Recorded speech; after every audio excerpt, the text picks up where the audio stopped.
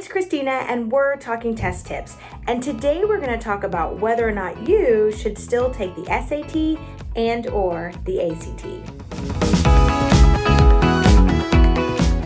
So today we're going to talk about how some colleges and universities are changing their admission requirements.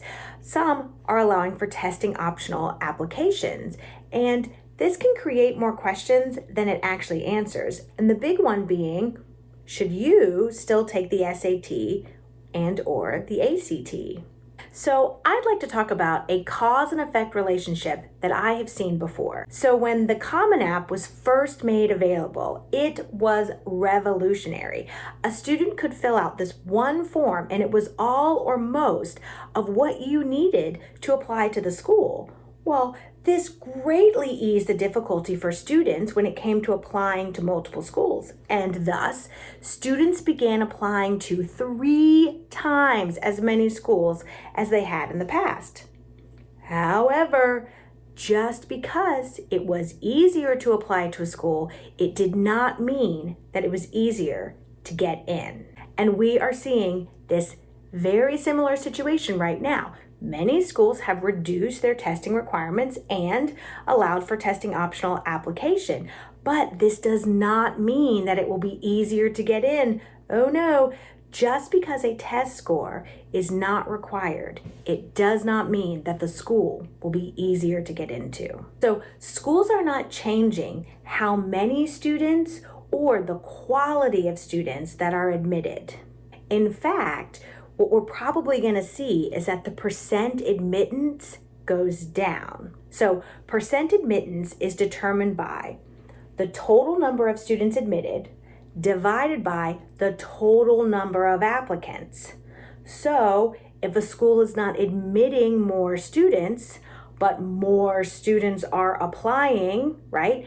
Same numerator, but larger and larger denominator, then the percent admittance is going to go down. In other words, the school becomes harder to get into.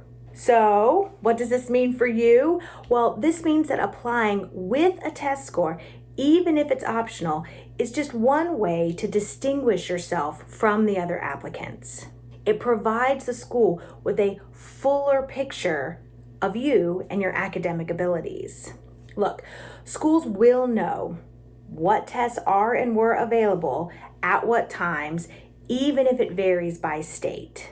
In other words, let's say that a kid from your school applies with a test score and you do not. So who do you think will have a more complete application, right?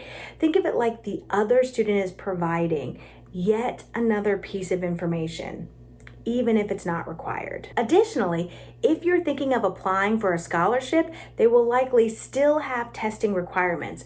Scholarships need a variety of quantitative data, right? Objective data to verify that scholarship recipients are meeting minimum requirements.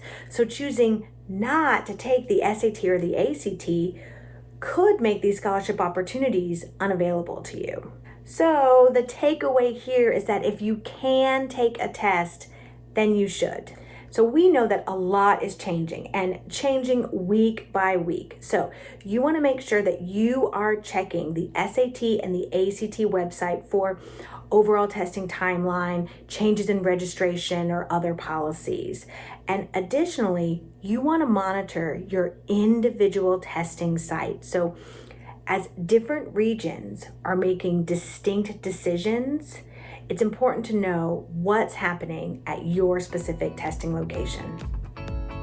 All right, happy practicing.